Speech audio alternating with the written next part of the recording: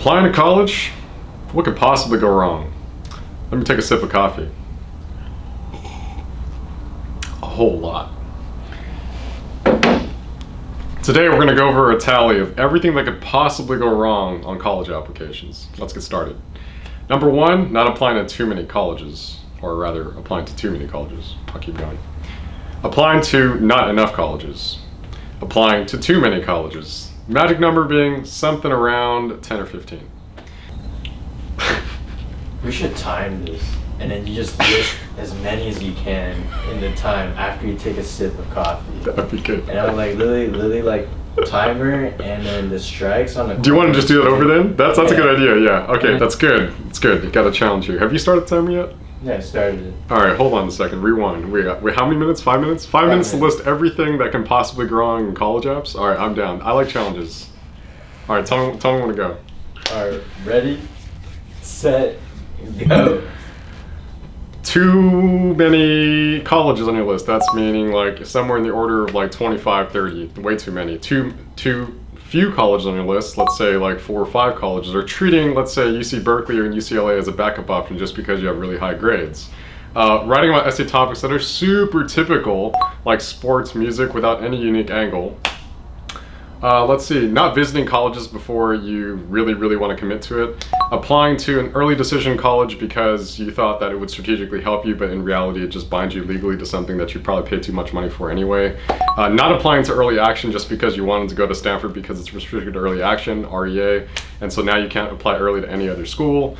Starting on your essays way too early, like January, February, because now you are afraid you won't finish on time. Starting essays too late, like say October, November, let's say a month or 2 before it's due, just because you're a procrastinator.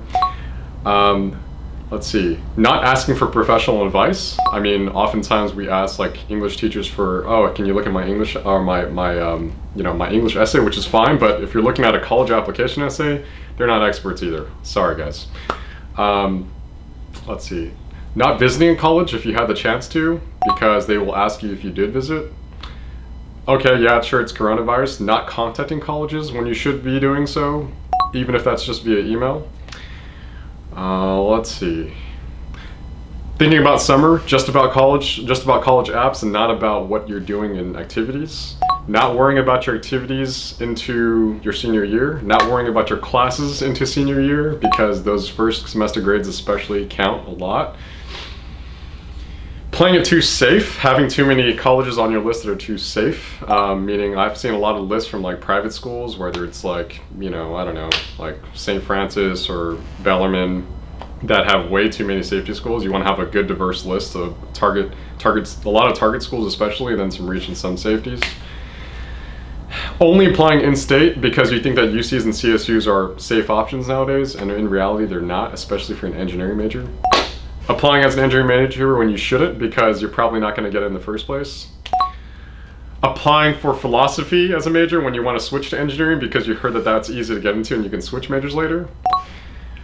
Thinking that whatever you major is going to be what you do for the rest of your life, because that's absolute baloney. Taking an easy course load in senior year because you're like, hey, 12th grade doesn't matter. Specifically TAing, don't do it, not good. Asking too many questions about standardized testing when in reality you probably already have a good test score, and or your other credentials aren't very good, especially in like leadership, service, and other areas that are worth probably bolstering more. Worrying too much about standardized subject tests. Yeah, they don't really count. They don't really matter, nor are they really required.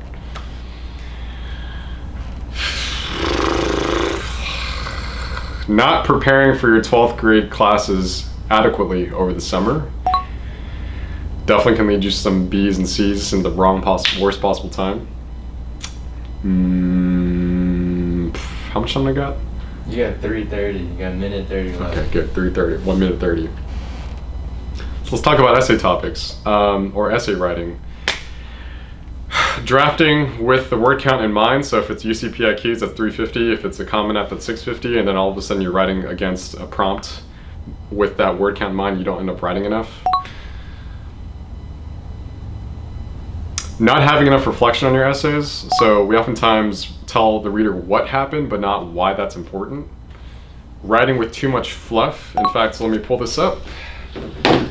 Let's see. This essay got a student into Stanford, and it starts off with a thin shard of sunlight sliced through the vents of the windowless, cold, and cramped one-bedroom basement apartment. Terrible first sentence. In fact, that definitely counts as one mistake. Another mistake. The famous Greek mathematician Archimedes once said, give me a lever long enough and fulcrum on which to place it, and I shall move the world." Guys, this essay is about you, not about some Greek mathematician sometime in the past. So write about you, which brings me to another very common mistake. A lot of people don't write about them. They write about their uncle, they write about a grandparent, they write about a friend, they write about something else that wasn't them. So yeah, that's a very common mistake. And last but not least, choosing the wrong college. That's a fatal mistake. That's 5 minutes. That was 5 minutes. I wonder what the tally's gonna come out to be. Anyway, hit the like button, drop a comment below, and subscribe.